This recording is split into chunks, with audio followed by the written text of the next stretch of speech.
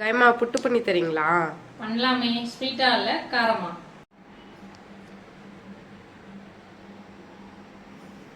புட்டு செய்ய ஸ்டார்ட் பண்ணிடலாம். ஒரு ஸ்பூன் உப்பு போட்டிருக்கேன்.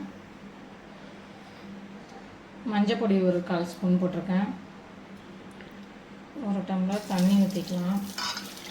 இப்போ நம்ம என்ன புட்டு பண்ண போகிறோம்னா சொரா புட்டு தான் பண்ண போகிறோம். ஒரு 3/4 கிலோ சொரா வாங்கி வச்சுருக்கேன். நல்லா மஞ்சள் பொடி போட்டு வாஷ் பண்ணி வச்சுருக்கேன். அதை இப்போ ஆட் பண்ணிக்கலாம்.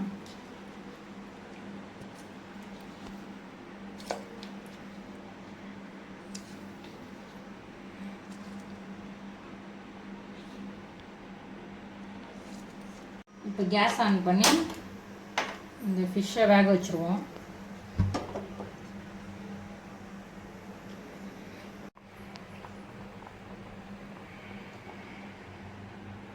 டென் மினிட்ஸில் ஃபிஷ் எல்லாம் வெந்துருச்சு. இப்போ எடுத்துருவோம். நான் தண்ணியை வடிகட்டிட்டு வச்சுருக்கேன். மேலே இருக்க தோலை இப்படி எடுத்தோடனே வந்துடுது பாருங்கள். மீன் நல்லா வெந்துருச்சு. இப்போ எடுத்து தோல் உரிச்சிட்டோம்ல, நம்ம இதை நல்லா பிசைஞ்சு வச்சுக்கலாம். புட்டு மாதிரி ஒன்றும் பாதியமாக பிசைஞ்சிடலாம். கேஸ் ஆன் பண்ணி ஒரு கடாயை வச்சுட்டேன். இப்போ ஆயில் தேவையான அளவு ஊற்றிக்கலாம். சூடாகிடுச்சு. இப்போ கடுகு கொஞ்சம் போட்டுக்கிறேன். நான் ஒரு 10 பூண்டு உரித்து வச்சுருக்கேன். என்கிட்ட பெரிய பூண்டாக இருந்ததுனால 10 பூண்டு போட்டிருக்கேன். சின்ன பூண்டுனா ஒரு 15 பூண்டு 20 பூண்டு போட்டுருக்காங்க. பச்சை மிளகா போட்டு இதோட ஆனியன் போட்டுக்கிறேன். சின்ன வெங்காயம் ஒரு 200 சின்ன வெங்காயம் எடுத்து வச்சுருக்கேன். கட் பண்ணி அதை போட்டுக்கிட்டேன். திருவாங்க இந்த புட்டு குழந்தை பிறந்தவங்களுக்கு தான் அதிகமாக மோஸ்ட்லி தருவாங்க. உடம்புக்கு ரொம்ப நல்லது. ஆனியன் நல்லா ஃப்ரை ஆகிடுச்சு. இப்போ ஏற்கனவே நம்ம மீனில் உப்பு போட்டு வேக வச்சுருக்கோம். அதனால் ஒரு 1/2 ஸ்பூன் உப்பு மட்டும் போட்டுக்கலாம். இப்போ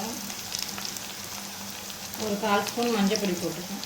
பண்ணிவிட்டு நம்ம எடுத்து வச்சுருக்க மீனை போட்டுருவோம்.